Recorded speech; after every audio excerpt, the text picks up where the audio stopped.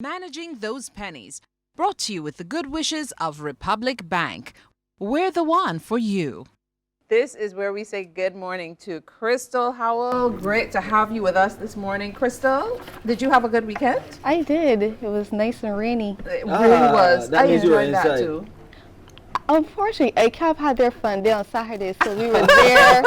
I thought we were going to be drowned, but Wow. they actually had the ground covered, and I don't know how cricket was playing, but cricket was playing. People were, I'm not a cricket person, but they were hitting the balls, and It was just more fun. it was a lot of fun. So it was Okay. a great end to the Accountants Week. Excellent. Amazing. It's Yes. good to know that the accountants can have some fun too, outside Relax of the dealing minds. with all of the I numbers. bet you they were still calculating.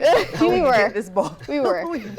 So we're still dealing with risk assessment as we manage those pennies this morning. Of course, this session sponsored by Republic Bank. So where do you want to start this morning as we continue to Continue. look to assess those risks? Okay. Well, we would have started last week with identifying the risks, and we would have given an example of if we had, for instance, cash, what you would do to go about identifying all the risks related to cash so that you could start that process of trying to figure out what could possibly go wrong. And once you brainstorm every single thing you think can go wrong, you start to look to see what you can put in place to prevent it. Or if the worst had to come to pass, what you could do to fix it. So those are the things we do when we start to identify the risks. So the next step would be to create your risk library. And I know it sounds like a very fancy word, and some persons might think this is a bit too much for me now, but it's really not that bad. You could just start to take a look into this and see that it's something that you could start to think about, because the purpose of the risk library is to find out everything that would apply to your business so that you could start to look to see who you're going to assign to manage that particular risk. So no books in this library. No, not unless you want to go and put some books in it. You can go and look for some books that tell you more about how to manage Managing the the risk. But no books in this particular library. Okay, so catalog how we should go through dealing or assessing these risks with the library Okay. that we've created. So some of the typical risks, which I'll go through with you, and we might not get through everything today, but we always have next week. We have some key risks which you might say, all right, these are the ones that I think are most applicable to my business or generic for most businesses, and I want to see how this would apply to me. So one of the first ones people usually look at would be the strategic risk. So this is the risk that your company would become less effective and struggle to achieve its objectives. And I'm not sure if it's coming up on the There we screen. go. There it is. Here we go. So remember we spoke last week about each area of your business having an objective. And you have to develop that strategy to make sure that you can achieve whatever your objective is. So if CBC's objective is to bring quality media to the public, what is it that is going to stop you from being able to achieve that objective? And as you go along, as years go along, that strategy that you have may have to change and adjust with the times. Because what would have happened 10, 20, 30 years ago as your strategy, certainly, especially in media, can't be applicable now. So that's a risk that you have to make sure you're always aware of, and that you have someone assigned to say, let's consistently be looking at this risk to make sure that we stay on top of our objectives. Excellent. All right, and again, just let's keep things in perspective here. This is for small business owners or all business All owners? business owners. However, I know small business owners may feel as though it doesn't apply to them because my objective is to sell chicken and chips. Why do I have to just, keep thinking about strategic objectives?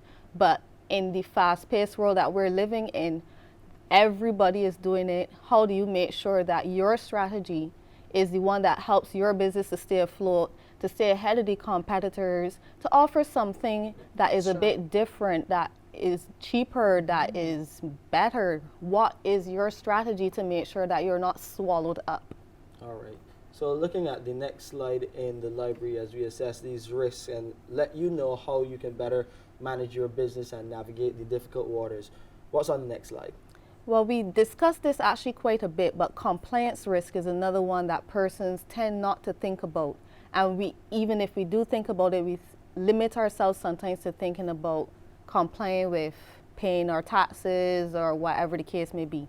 But compliance risk is actually much broader than this. So you can have, for instance, a law that says there's a certain way you're supposed to advertise.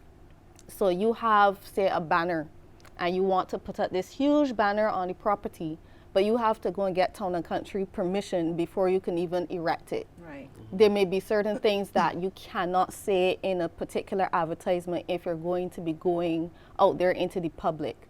So those are the kind of things people have to start thinking about in every single aspect of their business, whether it's be customer service, whether it's marketing, whether it's HR, every single aspect of your business. What is the law or the regulation that applies to this? And am I breaking it? If I have staff and I'm paying them under the table and not giving them their NIS contributions, what impact is that going to have on my staff? Was the law related to that? Am I going to be able to then branch out more, and then I get the reputation for being known as some person who doesn't submit my NIS contributions? So those are the things that small business persons need to start thinking about, and that's why it's so important to have this risk library so that you could start discussing these things ahead of time instead of going into the business and then having to come and try to fix it after the fact. Okay, so it really is important to connect with all the key persons in all these areas in the before. Yes. Any way you can arm yourself with the information, get it before. And this is why it's important to do it before, because you as a business person may not have all of this expertise. And it's not necessary that you have to be the only one. I know many small businesses, when they realize that they're lacking in these particular areas, they reach out to a professional, not necessarily always full-time, Right. but they might hire them on a contract basis to do these things for them so that they can make sure that they've dotted their I's and crossed their T's. Well, that comes into the operational processes of the business, and that's Yes. where we go next. Yes. So the operational risk. This is the one where you're looking at all of the different aspects of your business and where there can be some kind of failure. So you have the most obvious one will be human error. How are you going to make sure you minimize or reduce the chances of the persons within your processes making a mistake? So again, you have, starting with our simple example, you're frying your chicken and chips. What happens if the person gets distracted and burns an entire batch of food? Wow, and you lose there. And you have to be able to tell customers or be able to compensate customers if they don't have to wait for another batch to be done. What's your plan? So again, this is where the what could go wrong comes into place, because if we sat down and we said, you know what, we already know what our strategy is if this happens, because those are things that are strong possibilities. Right.